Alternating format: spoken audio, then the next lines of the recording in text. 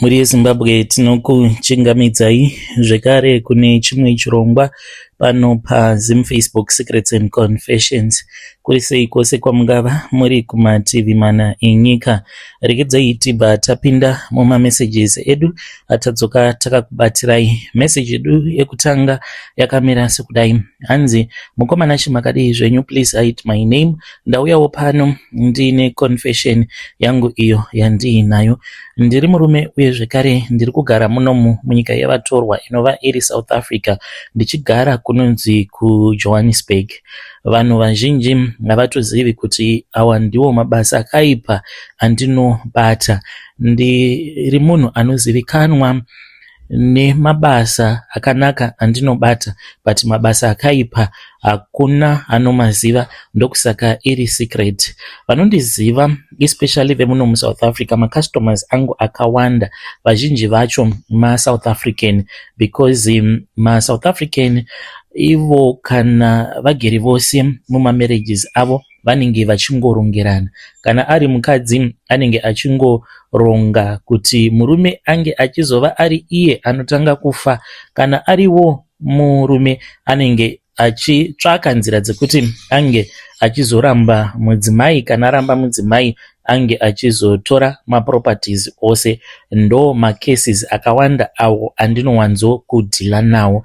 Ndine vanhu vakawanda vanouya kwandiri vanenge vachida kuita yavanoti bring back lost lover, iyo iri very popular muno muSouth Africa. Kana aina baba vevana vaanenge achida kuti vange vachidzoka kwaari, anotouya kwandiri.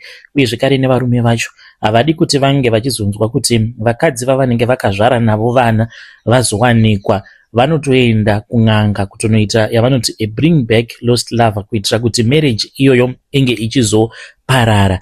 Ndakasimbisiwa zvekare kuti ndinge ndichibatsira avo vanenge vachida kuita inonzi quick money. Ndine key yandinokupa yaunogara nayo, yekuti kana ukaikiya ukakiinura key iyoyo, unokwanisa kana kungonhonga wallet kana kuti bhegi rinenge riine mari. Saka vanhu vanongondiziva semuprofita wenguo tsvuku, but deep down mukomanashi ndine mamwe madhiri awo andinototsikisa underground asingatozivikanwi nevanhu, kuti kutoriwo nedzimwewo n'anga dzinototibatsirawo isusu semaprofita, kwatinotomhanyawo tichitoenda kuti tinge tichizonobetserwa. Pandakauya muno munyika yevatorwa mainge muri mugore ra2006. Makore acho iwavo mapepa here waita ekuramba muno muSouth Africa, because waiti kana ukauya kuno zvainge zviri nyore kuti unge uchiwana yavainge vachiti permanent residence. Waitongopiwa visa rako, zvainge zvisinganetsikana. Vazhinji vakauya kunoko vainge vaine musoro, vakakwanisa kuwana mapepa ekugara muno muSouth Africa. Vazhinji ndo vakawana mapepa through marriages, because waingoti kana ukangoenda kucourt nemuSouth African mukatoita muchato wenyu wekucourt, mototanga kutofambira nyaya dzenyu obva watowana chitupa. Saka pandakauya kuno ndakauya ndisinawo mari, zvinhu zvainge zvakatooma kumba kwandainge ndakabva ndakasiya mhuri. Saka ndakangoti ndichingosvikawo kuno kuJoburg ndikabva ndachizotanga kufambidzana neumwe mukadzi. Target yangu yainge iri yekuti ndainge ndichida kuti ndige ndichizorora mukadzi muSouth African, then ndozotorawo vana vangu vozotanga kudzidza munomu muSouth Africa. Saka ndakamboedza kuti ndinge ndichirarama life yainge iri straight, but joni ijoni. Ndairarama nekuita mapiece job. Ndainge ndiri munhu ainamata, ndaitoenda kuPentecostal Church. Pandakauya kuno kuJoni, chandakatanga kuita ndechekuti ndakatsvaka church, a Pentecostal Church, because kumusha ndainge ndichienda kuAFM. Saka ndakazotanga kuenda imwe church iyo yainge iri yavamwe pastor vekuNigeria. Saka pandakati ndava kuita serious nechechi iyoyo, ndo pandakaona kuti mainge muine hutsotsi hwainge huchiitwa muchechi, mamwe mamiracles ainge achiitwa. Ndakakasika ndaona kuti ainge ari mafake miracles, because zvakaitika mukoma ndezvekudai. Pane umwe mukomana akaunzwa akamiswa pamberi pechechi, ainge achinzi ainge aine kenza. Saka akabva achizonamatirwa naprofeti ivavo vekunigeria akatonzi unge uchizoenda kunotestwa nana chiremba uchatoona kutoti kensa yako uri kunzi unayo inenge yatopera. Saka akazoenda akazouya nemaresults.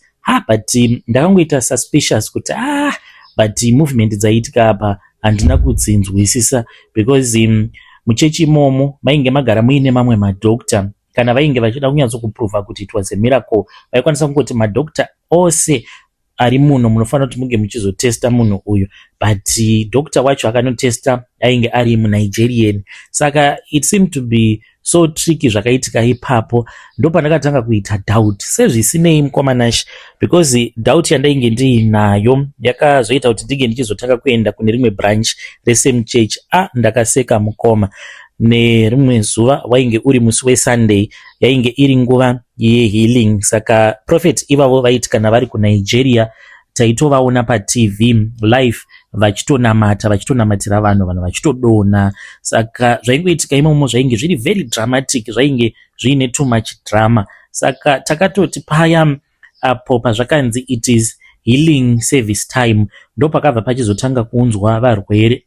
Ndakatoseka mukoma, because muchinda uyo ainge akambonamatirwa kune rimwe branch kwandainge ndakazoregedza kuenda ndava kuona kuti kune drama, pane zvinenge zvichiitika zvimwe zvandainge ndava kuona kuti hazvina Mwari mukati. Saka pandakamuona achitopushwa ari muwheelchair ndikabva ndatoziva kutoti awa matsotsi vanhu varipo pakungotsvaka mari. But handina kuda kuudza kana anyone. I then approached one of the Nigerian pastor. Ndakatongomunanga ndikati inini pastor ndoda kuti munge muchindibatsira because ndoda kutangawo chechi yangu. Saka akanditi aikwanisa kundibatsira, but ndainge ndichifanira kuti ndinge ndichizoenda kunigeria kuti ndinge ndichinobetserwa. Ndainge ndichifanira kuti ndinge ndichipiwa imwe ring yekuti kana ndikanamatira munhu zviya anobva adonha, kana kuti ndikanongedzera munhu anobva adonha, vanhu vototi ndine simba raMwari rakawandisa. Saka paingoitika zvakawanda zvandainge ndisinganzwisisi. Ndakabva ndachizoregedza kuenda kuchurch, ndikabva ndachizotanga kufamba mudzin'anga, masangoma emuno muSouth Africa. Ndakaenda kune vamwe sangoma, ndasvikako vakabva vachizoti kwandiri ndikuzviona kuti une chipo chiri pauri, but iwewe manje kwauri kuda kushandisira chipo chako hakusiriko. Ndikati what do you mean, because inini ndikuda kutanga church. Vakanditi uri kuda kutanga church, izvozvo ndiri kuzvinzwa, but church yacho yauri kuda kutanga hakusiriko kwauri kunzi ndokwaunofanira kuti unge uchizova uri ikoko. Ndikati manje kana mukataura muchidaro handina chandinenge ndichinzwisisa. Vakabva vachizoti kwandiri vainge vachida kuti ndinge ndichitora umwe mushonga wavakati ndinozoisa mupilo. Ndainge ndiine hope dzandainge ndichazorota. Hope idzodzo kana ndadzirota ndaifanira kuti ndinge ndichizodzoka kumatare avo ndobva ndachizovaudza kuti ndainge ndarota chii. Ndakatora mushonga uya ndikauisa mukapepa ndikazouisa mupilo ndikarara ndakatsamhira. Usiku ihwohwo ndakabva ndachizorota. Ndakarota mukomanashe ndakapfeka gemenzi reredhi, ndakatobata tsvimbo nemuchinjiko wangu, ndikatoziva kutoti saka ndifanira kuti ndinge ndichizoita muprofita wenguo tsvuku. Ndakadzokera kwavari vakati exactly ndozvandanga ndichizama kuti ndinge ndichikuudza kuti uchazoita muprofita, but hausi kuzoita muprofita weava vanopfeka masutu ava. Kwako kwauchazobetsera vanhu unenge uchiprofita vanhu uchishandisa our African tradition. Ndikati kubva zvakanaka. Vakabva vachizoti kwandiri ndikuda kuti unge uchizoenda kumakuva. Kana waenda kumakuva uchaenda nebhaketi rako rinenge riine mvura. Unofanira kuti unge uchizotora chigubhu wobva uchizochiisa mufiriji. Mvura iyoyo inofanira kuti inge ichizoaisa oisiya irimo mudeep fridge kwemazuva 3 kana kuti 4. Zuva renumber 5 wobva wachizotora chigubhu chako nemvura yako inenge iri mubhaketi. Kana wasvika kumakuva wobva wachizoisa chigubhu ichocho mumvura kusvika mvura inenge yakaaisa yanyunguduka. Mukomanashe ndakaenda kumakuva hwainge huri usiku. Ndokubva ndachizotsvaka pandakaona sekunge painge pari nani, ipapo ndainge ndakatoseta kuti kana ndikangoona zvandinenge ndisina kunzwisisa ndobva ndatotiza. Saka vainge vakanditi unopinda mukati kati mumakuva, but ndakaona kuti zvainge zvisingaite. Ndakaenda pane imwe cemetery kunoku kuJoburg, ndokubva ndapoya ndikabva ndapinda. Ndokubva ndatongotsvaka painge paine guva rimwe rainge riri padhuze nejurawo, ndokubva ndamira ipapo. But any movement yaiitika mukomanashi ndainge nditori ready kuti ndinge ndichitiza. Ndakabva ndachizoisa chigubhu changu mumvura, chakaita kuda about 3 hours. Ndakamirira kuti mvura yainge yakaaisa inge ichizonyunguduka. Yakati yanyunguduka mukomanashi, pandakati ndichitanga kugeza mvura yainge iri mubhaketi chainge changova chando ichiita kutonhora. Ndakazvigeza mukoma, ndikabvako kumakuva ndichidedera ndichibvunda nechando. Ndakatora zvekare ivhu randakatora kumakuva, iro randakabva ndachizonzi ndinge ndichizogeza naro kwemwedzi wose. Handina kunge ndakaziva kuti zvandainge ndaita ndainge ndatotora mweya yevakafa kubva kumakuva ndiyo yandainge ndichazoshandisa mukubetsera kwandainge ndichazoita vanhu. Pandakadzokerako kumatare kwasekuru, ndakabva ndachizonzi ndinge ndichinyora hama dzangu pabepa, ndikabva ndachizoita saizvozvo. Ndine hama dzangu idzo dzandakanyora mazita avo pabepa. Hama dzangu dzose idzodzo dzakapera kufa. Ndakabva ndachizopiwa nyoka yandakanzi ndaifanira kuti ndige ndichizoichengeta mumba mangu. Ndakazotanga kubatsira vanhu mukoma. Kubatsira kwandainge ndoita vanhu, ndakatoona kuti ko zvinhu zviri kutofamba zvakanaka. Pandakavhura sowe rangu mukoma, ndainge ndichitonyara nezvinhu zvandainge ndichiita, because ndainge ndisina kumbogara ndakaenda kumasowe, ndainge ndisina kana any song yandainge ndichiziva nziyo idzi dzekumasowe. Ndakangovhura sowe rangu, but pakatotanga kutouya vanhu ndikatotanga kutovabatsira. One day ndakabatsirawo umwe muSouth African uyo ainge achishanda kumunicipality. Akauya pamba pangu akati ndiri kutsvakawo muprofita, ndakanzwa kuti pano pane muprofita anobatsira vanhu. Saka ndakati ndakamutarisa, ndopandakatanga kuona mavisions manje. Ndakaona nyoka iyaya yandakapiwa. Saka nyoka iyoyo pandakaipiwa ndakangoibata ikabva yatonyangarika. Musi iwoyo ndopandakazoiona zvekare ikati usavhunduka, nekuti ndichange ndichizoshanda newe, ndichange ndichizokuudza zvose zvaunenge uchifanira kuti unge uchizoudza vanhu vanenge vauya kuzobetserwa newe, asi unofanira kuti unge uchizonditenda neropa. Pari zvino ndichamboshandisa ropa rawakandipa, because kumusha kwainge kwakabva kushaika vamwe mukoma vangu vainge vari mwana wekwabamunini, vainge vakabva mukufa. Saka ndikabva ndaziva kuti ropa riri kutaurwa ihama yangu iya yandakanzwa zvichinzi yakabva mukuvigwa. Yakanditi ndaifanira kuti ndinge ndichizoteerera zvose zvandainge ndichazoudzwa nayo. Saka yakabva yachizonopinda mutsvimbo yangu. Saka tsvimbo yangu zvandinoita, ndinoti kana ndikaprofita ndinobva ndateerera, nekuti inenge ichitaura ichindiudza zvose zvandinenge ndichifanira kuti ndige ndichizotaura pamusoro pemunhu uyo anenge auya mumatare angu kuti ndinge ndichizomubetsera. Saka ndakati ndakatarisana naye murume iyeye, ndakabva ndaona kuti kubasa kwake painge paine munhu ainge achimushandisira mushonga. Vanhu ava vaimushandisira mushonga vainge vari vatatu. Paiva paine umwe murume ainge achida kumudzingisa basa, paiva paine umwe mukadzi uyo ainge ari tela wekumunicipality ikoko, then kwaiva kuine umwe mukadzi uyo aicleana maoffices. Saka vanhu ava vari 3 vaitoenda kun'anga vose vachitonopiwa mushonga. Saka mushonga iwoyo waizonomwaiwa muofisi yemurume wandakazobatsira nemukadzi ainge achicleana. Saka ndakaudzwa zvose, but pandinenge ndichiudzwa ndinoona sort of like a vision yezvandinenge ndichiudzwa pamusoro pemunhu anenge auya mumatare angu kuti ndinge ndichimubatsira. Saka pandakamuudza zvose kuti iwewe ofisi yako iofisi namba chakati, kubasa kwako wakavengwa nanhingi nanhingi, ndivo vasingataudzani newe. Ende pano mumwe mukadzi akadai anopota achiuya vachizoklina pamaoffices enyu. Mukadzi iyeye always anotomeka sure kuti ndiye anoklina office yako because anenge aine mishonga yaanenge achida kukanda muoffice mako. Akabva atanga kuchema akapfugama akati now I know kuti vanhu vekuZimbabwe you are very powerful. Ainge akazvimba maoko ake because ainge ava neproblem ye-high blood pressure, saka aizvimba zvigunwe, aizvimba zvekare kutsoka uku. Saka kana motikari ainge asingachagoni kunyatsokudhraivha motikari zvakanaka because aigara achingorwara nguva dzose. Akanditenda, ndakamupa mushonga wekuti anga achinonomwaya muofisi. Ndikati mhandu dzako dzose dzichapera kufa. Ndiye munhu akatanga kunditengera motikari, akatanga kuunza hama dzake, ndikadzibetsera dzose, vakanditora ndikaenda ndikanovagadzirira nekuvasimbisira musha wavo kuKZN.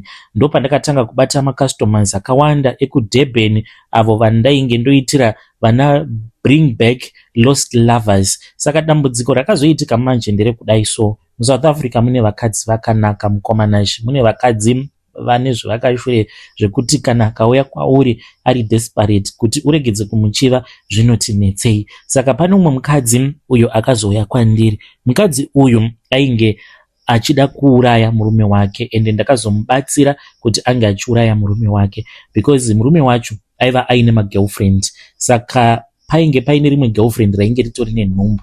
Girlfriend iroro manje ndo rainge richitoda kutoti client yangu inge ichibva pamurume. Ndikati aiwaka hazvigoni because iwewe watova muzukuru wangu. By then mukomanashi ndainge ndava kusanganisa chivanhu zvekare nekuprofita. Saka vaiuya kwandiri ndaingoti vazukuru vangu. Ndakabva ndachizoti ndapinda mumatare but ndainge ndatomuchira nechikare because ainge akazvinakira zvake mukadzi iyeye. Takati tapinda mumatare tikabva tachizotaurirana kuti tainge tichazozvifambisa sei uye zvekare nemari dzandainge ndichazoda after that. Saka ndakazoita mistake yekurara naye. Ndainge ndisingafanire kuti ndinge ndichirara neclient.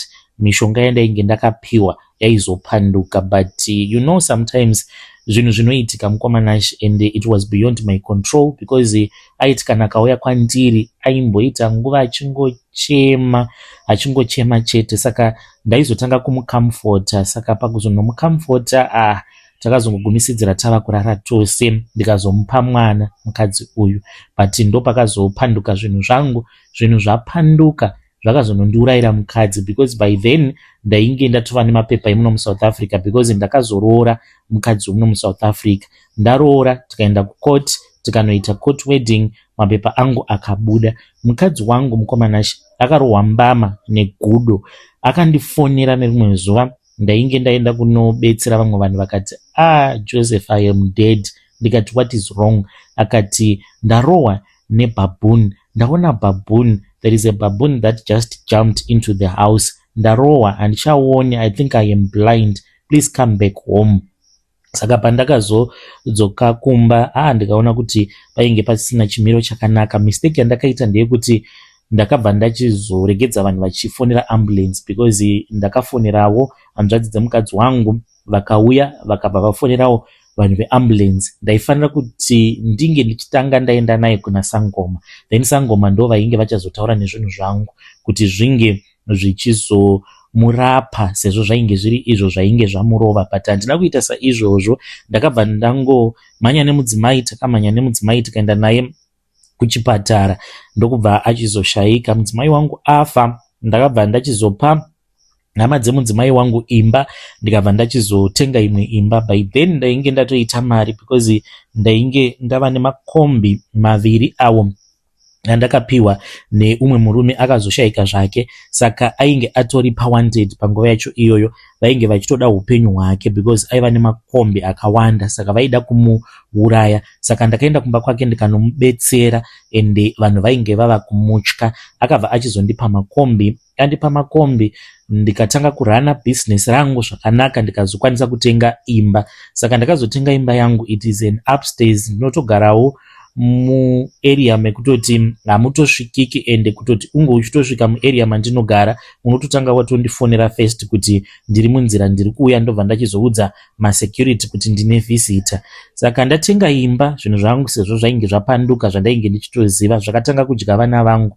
Ndikadzokera kuna Sangoma ndikanovabvunza kuti Sangoma ndodii zvinhu izvi zviri kudya vana vangu. Ndakabva ndachizonzi naSangoma ndikufanira kuti ndinge ndichiramba mudzimai wangu. Ndakaramba mudzimai, ndakaenda kuZimbabwe ndikabva ndachizonopa mudzimai wangu kupuro, ndobva ndadzoka kunoku because ndakamurambira kuti ndinge ndichikwanisa kusevha vamwe vana ava because painge patova nevana vaviri vainge vatoshaika. Saka akarwadziwa mudzimai wangu akati ndo zvazvinoita kana murume akaita mari anobva akurasa, but handina kumurasa but ndakamuramba so that ndinge ndichikwanisa kuzosevha vana vangu. Ndakadzoka kunoku ndikabva ndaudzwa kuti handichatendedzwe kuti ndinge ndichiroora, ende imba yandainge ndatenga ndakabva ndapiwa mhiko dzekuti ndinofanira kuti ndinge ndichisarudza imwe chete, it is a secret room. Saka kunyange zvikanzi ndinenge ndiine mukadzi wandinenge ndaunza pamba, haafaniri kutoti anga achitombopindamo murumu imomo. Of course ndinokwanisa kutombogara kana nemukadzi 3-4 months ndigere nemukadzi, but anenge asingafaniri kuti ange achipindamo murumu yandinoti secret room. Saka ndinowanzo kupindamo imomo ndichinamata, ndinoita sekunge ndinenge ndichinamata, but kana ndirimo imomo ndinofanira kuti ndinge ndichitora machira angu ered ndiwo andinofuka ndotomborara. Kunyange ari masikati ndinofanira kutomboti ndinge ndichitombosiya hope each and every day. Kubatsira ndinobetsera kulocation because ndakazowanawo imba RDP kumalocation, saka ikoko ndokune sowe rangu ndinobatsira, uye zvekare ndinotopa vanhu avo vanenge vachida magic money ndinovavakira munamato, but unenge uri mushonga chaiwo chaiwo wechivanhu, but ndinongoti munamato. Kana uine business zvinhu zvako zvinobva zvachizotanga kunyatsokufamba zvakanaka. Saka vana vangu, kuti vana vangu ivo vange vachiramba vachingorarama life yakanaka, each and every year ndinoenda kumba musi wa11 January ndinofanira kuti ndinge ndichienda kumba. Kana ndaenda kumba by 11 January ndinoenda mumakomo ndotsvaka panenge paine chitubu, ndotora mvura iyoyo yepachitubu ndobva ndachizozvigeza mushure mekunge ndadzika mugomo. Kunyange ari masikati ndinotobvisa hembe dzangu ndotozvigeza. Kana ndazvigeza ndokwira zvekare mugomo ndisina chandinenge ndakapfeka, ndodzokera zvekare paya pachitubu ndobva ndati manjuzu ndiyerese, manjuzu ndichenese, manjuzu ndiyerese, manjuzu ndichenese. Izvi ndinofanira kuti ndinge ndichizviita ka6.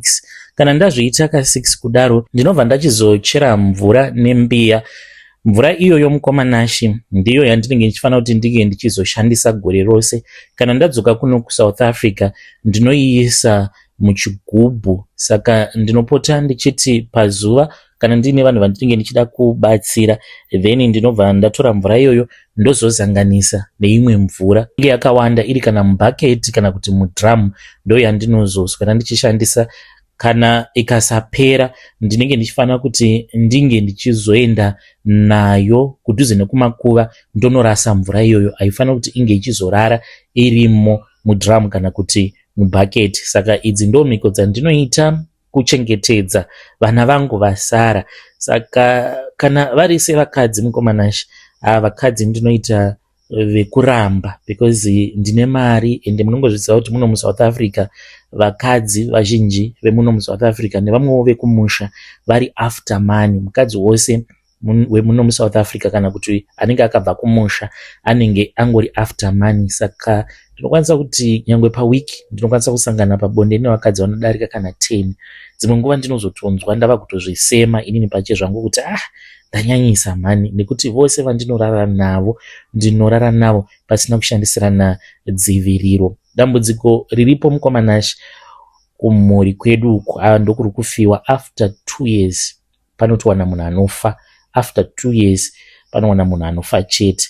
Kubva ipapo pandakakanganisa mhiko nekurara nevakadzi ava vaiuya kwandiri nematambudziko avo.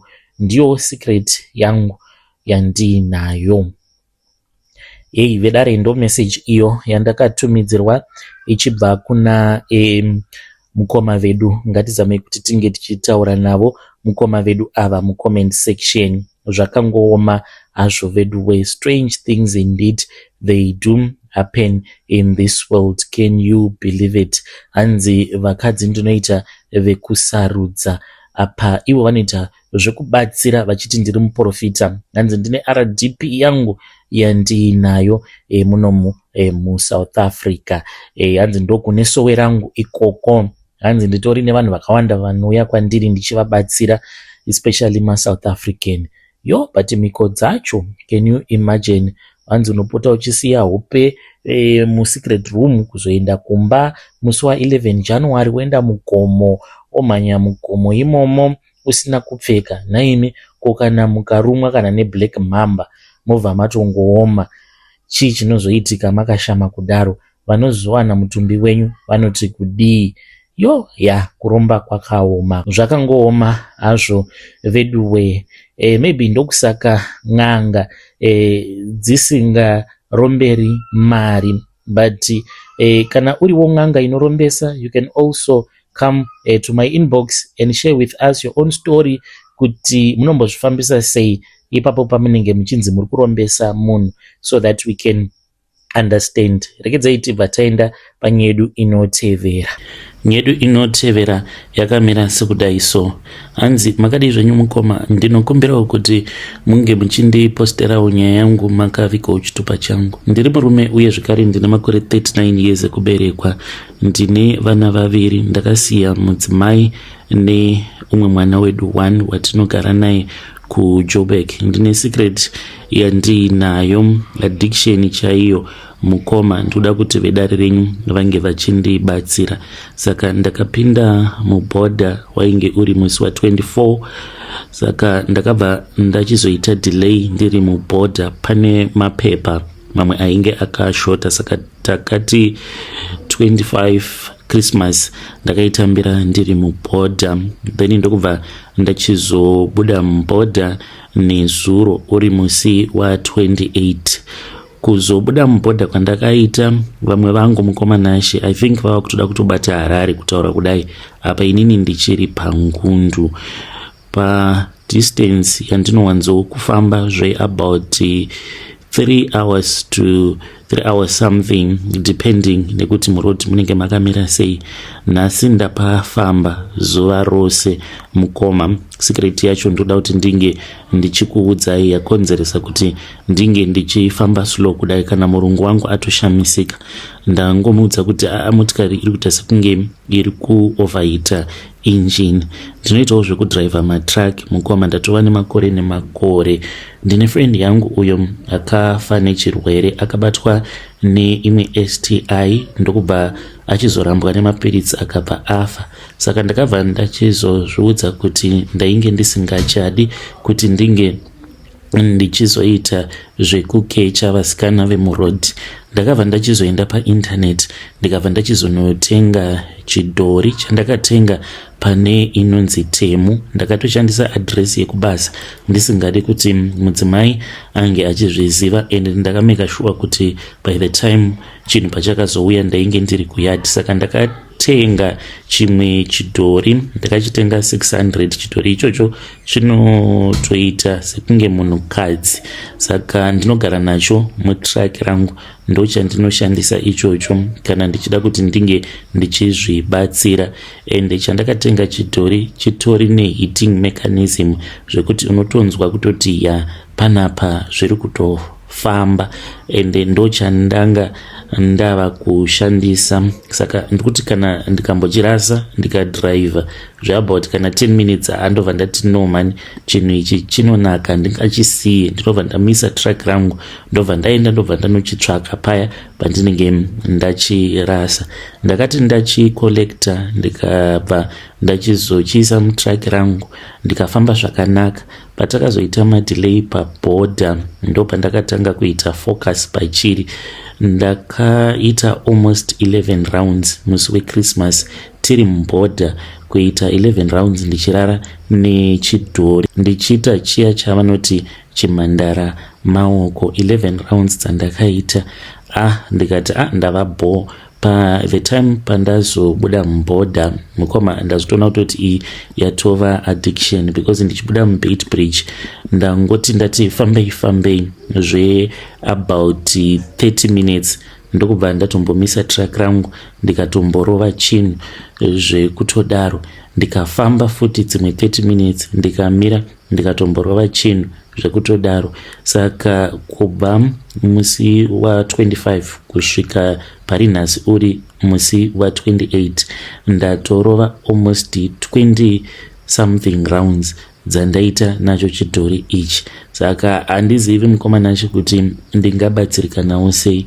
Ndatova neaddiction isingatoiti apa ndichiri nerwendo rurefu kuzoona ndozobata Harare, amene kuti ndinenge ndachishandisa kangani chiri kundikanganisa brain zvekutodaro. Apa ininiwo wacho ndava neaddiction kwachiri. Ndiri kumboedza kuti ndinge ndichimbochisiya ndomborova basa, but ndiri kuti kana ndikangofamba ndikafunga hit yachiinacho through hitting mechanism yacho ndinobva ndachizombomisa track ndotombochirova zvekutodaro. Kana uri usiku handitauri, ndinongorara usiku hwose ndiri pamusoro pacho, chombouyawo pamusoro pangu ndakachibata plus chinovibrata. Saka ndava kutoona kutoti ndakatobhaiza kutotenga kwandakaita chinhu ichi. When you post my story muzondizivisawo, ndichange ndichizotevererawo ndiri mucomment section. Vedare ndo message iyo yandakatumidzirwa ichibva kuna mukoma vedu avo. Let us try to speak with our dear brother mucomment section. Zvakangooma hazvo vedwe, hanzi handisisina kana hanzi handisisina control pane zvose zvandiri kuita. Strange things indeed they do happen in this world, can you believe it? Asi ngatitaurei navo mucomment section tivapewo maadvices. Hanzi ndaiti ndakagona ndakatengawo chidhori but ndava neaddiction. Vari kuti kana vakangofamba for about 30 minutes votopaka track ravo vobva vatomboita zverudo nechidhori chavo. Zvakangooma hazvo vedu weko. Kana mukabatwa muinacho chidhori ichocho mutrack renyu munozoti kudii naimi. Ngatisanganei zvekare mune zvimwe zvirongwa zvinotevera.